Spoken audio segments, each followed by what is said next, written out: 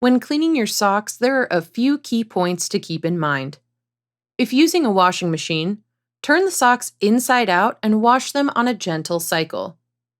Alternatively, you can hand wash them in warm, soapy water. Separate the socks by color and material before washing to prevent bleeding and fading. Use stain removers or home remedies to remove any stains.